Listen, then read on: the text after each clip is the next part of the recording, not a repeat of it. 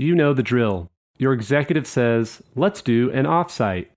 And suddenly you have 12 tabs open, 3 spreadsheets going, and a bad case of decision fatigue. This is where Troop shines, helping you plan without the chaos.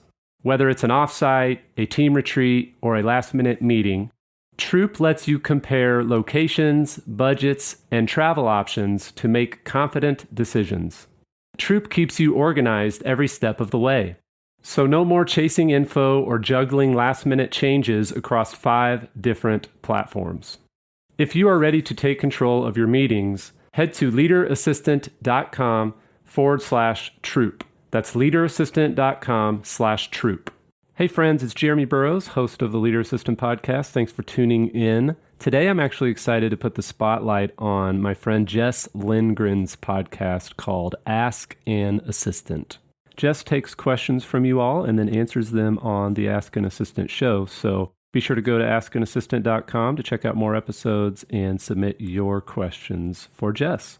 I hope you enjoy this spotlight episode of the Ask an Assistant show, and we'll talk to you soon.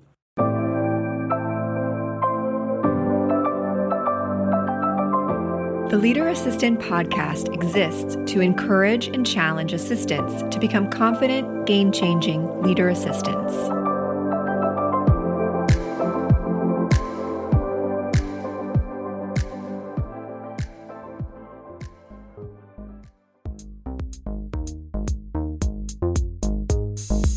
Hello, and welcome to another episode of Ask an Assistant, the podcast for executive assistants and the people that love us. I'm your host, Jess Lindgren. Let's get to work. Today, we are talking about gifting in the office. It is late November leading into early December. It is the gift-giving season as the year winds down. I definitely talked a bit about gifting on the Bosses Day episode, number 37, linked in the show notes. But I've been getting questions about it near daily from people just, what do you do? Do you do a gift? What are your thoughts? Definitely seeing this as a trend in the subreddit Ask an Assistant. There's a couple of Facebook pages, lots of people talking about gifting in the office and whether or not it's something that you do, executive assistant to executive. Answers are all over the board. There's no right or wrong answer, but generally speaking, gifts flow down, not up. So leadership to assistant, management figure to employee, however it is that your office is structured. It also definitely depends on the relationship that you have with the people and or person that you support. But generally speaking, the etiquette is that gifting flows from leadership down, and if you feel so moved, for any number of reasons, a token gift for the perfect person or team that you support is totally appropriate. I gave the Bosses Day episode a listen, and I really liked what I had to say on that episode. So instead of honestly re-recording it, I took the episode. Everything that follows in a brief moment here is the audio from episode 37 with all mentions of Bosses Day clipped out to make it general gift-giving friendly advice. So if you listened to 37 and you liked it and you retained it, you're all good. If you want to give it a listen again with an open mind and an ear toward general gift-giving, without further ado, here are my thoughts on gift-giving in the office. I hope you enjoy.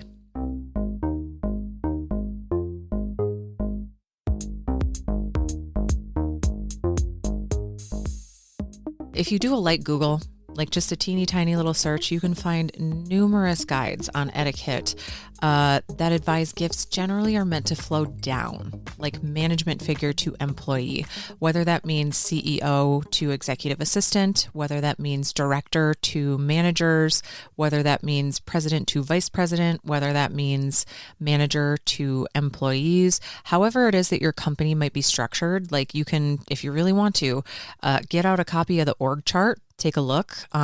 Also, especially in 2024, job titles, what do they even mean? So however it is that your organization is structured, whoever it is that you report to, generally speaking, it should not be expected that you gift them. And it should not honestly be expected that they gift you.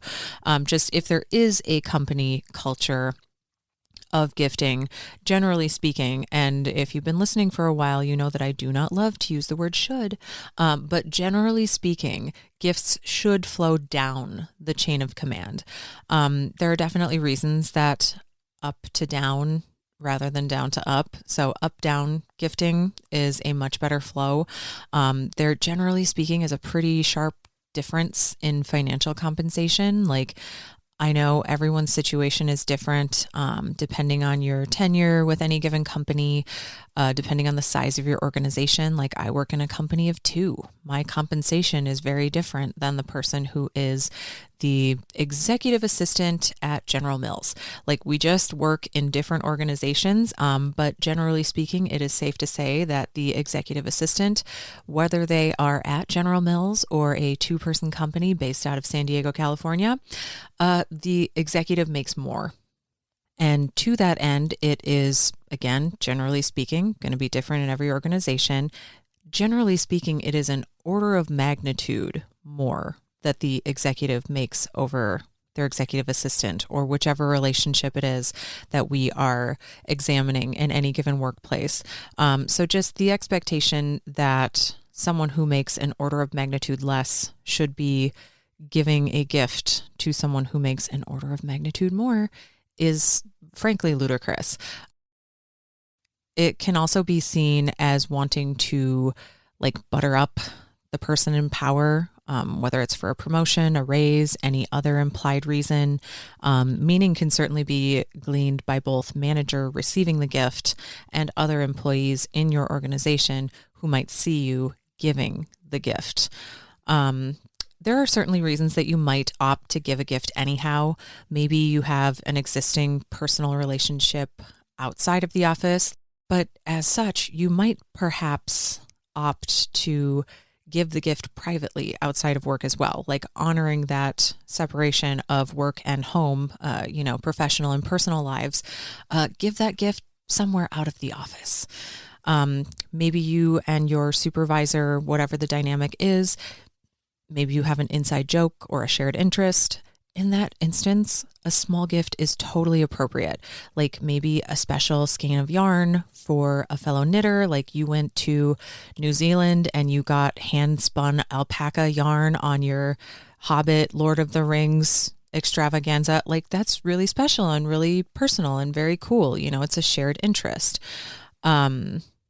Maybe like my grandma, I mean, she's not my boss, but she always collected little teaspoons. So like when we would travel, we would pick her up a little teaspoon. Or maybe you have a person at work who collects magnets from all over the world, or like a sticker or a pin from a shared show that you quote all the time at each other. Like there are people on Etsy making absolutely incredible fan art that for whatever reason the shows haven't just made themselves. Like very cool, very funny, very niche humor for lots of different shows, even big things like Star Wars. Like I got a really cool, oh my God, what is his name?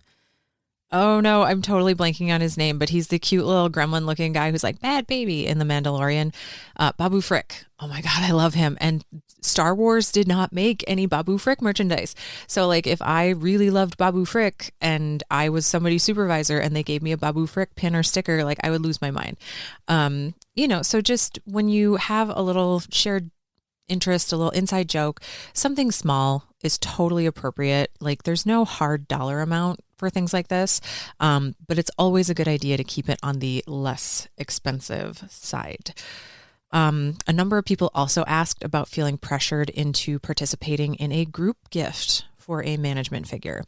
What I said before absolutely still stands. Generally speaking, management figures earn so much more money than the people that they supervise. And I have heard through people reaching out for this episode, the wildest stories, like people dropping hints about the jewelry or the tech gadget, iPhone, Apple, whatever. Apple just released the new headphones and I'd really love a pair. That is wild. Like if you want to contribute and it's not a burden and you love the person that you support, by all means, go ahead, contribute, make Karen in Finance's day. by giving $20 or whatever. But I also saw stories of people like, oh, Karen in finance is asking me for $60. I'm not even exchanging gifts with my significant other this year because finances are tight. If you don't want to contribute or it is a financial hardship to do so, please remember that you never owe anyone an explanation about your financial situation or your personal feelings on the matter. Like if Karen in finance is trying to pressure you into a group gift contribution, no matter how large or how small, it could be $1, $5, $20, $100, like everybody's definition of that, of it being small or large, is very different. And I remember days, thankfully, I am so well compensated at my current role. But like, I remember days where counting every penny, counting every dollar, every $5 was a make or break situation. And like, it also, deciding to participate in something like this, definitely you have to consider how much you like, respect, or otherwise regard the person in question. Like if you don't really like this person or respect this person, you might not care if you can afford $100 toward the CEO's new bracelet from David Yurman. Like you might just be like, no, they can buy their own bracelet. Like, just please remember in situations like this and so many other situations in life that no is a full sentence. End of story. When it comes to gifting, though, you may also wish to consider checking in with your executive and or HR on the subject. HR might have a policy in place with guidelines about what amount is appropriate. Definitely more prevalent in government roles. I have a friend who works, I've had a few friends over the years who have worked in various levels of government, from federal all the way down to county or city. And, generally speaking, there are limits, like $25 in a lot of cases, and anything over that needs to be declared, needs to be documented, needs to be evaluated to make sure that it doesn't come off as some kind of bribe. You might also have a Raymond Holt as your executive from Brooklyn Nine-Nine, who has a strict no gift giving preference. So just really touch base with people, make sure you're on the up and up. And all of that being said, what is appropriate, or any other gift giving occasion when it's employee gifting up?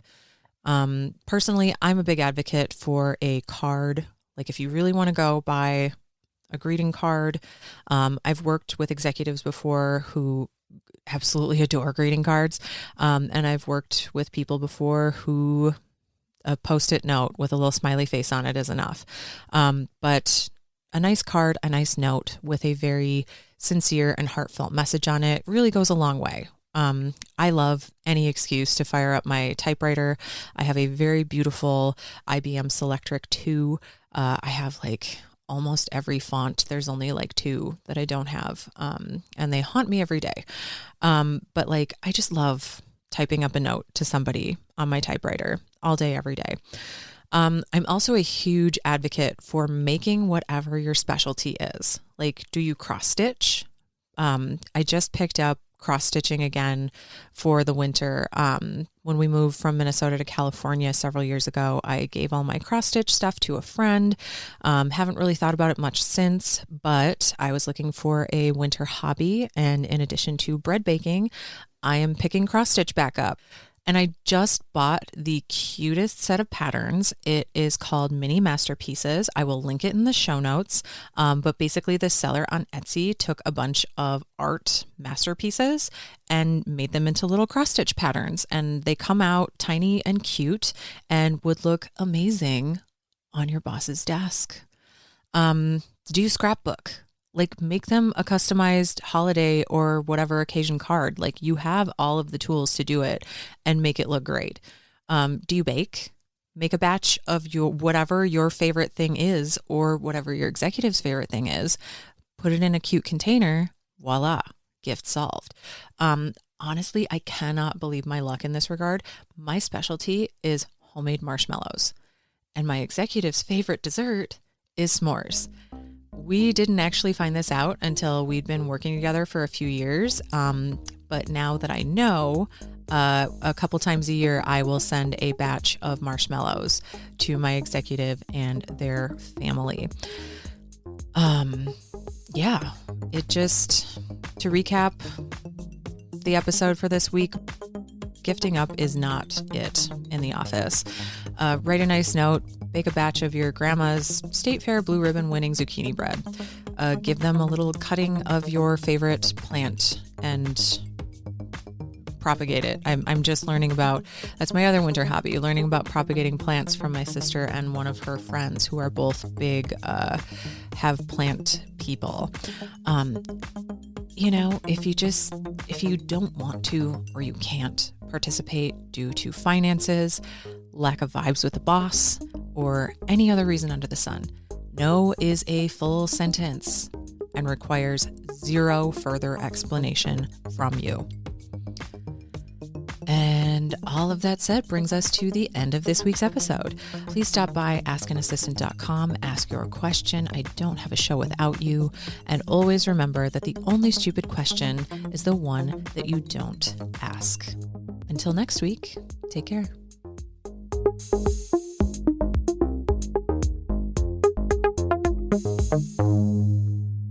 You're listening to the Leader Assistant Podcast.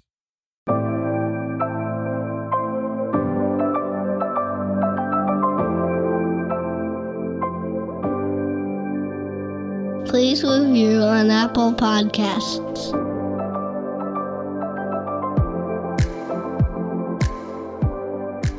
GoBulls.com. The ping-pong back-and-forth game of manually scheduling meetings is unnecessary and inefficient in today's automated world.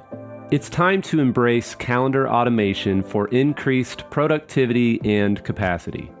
You Can Book Me by Capacity is my favorite automated booking solution. It's a game changer for me and my executive. You can manage scheduling for your entire executive team, send automated reminders, add buffer time between appointments, and much more. You Can Book Me integrates with your existing Microsoft and Google calendars so you can add automation without disrupting your current workflow. Go to leaderassistant.com/calendar to learn more and sign up for a free trial of this powerful scheduling automation tool. That's leaderassistant.com/calendar.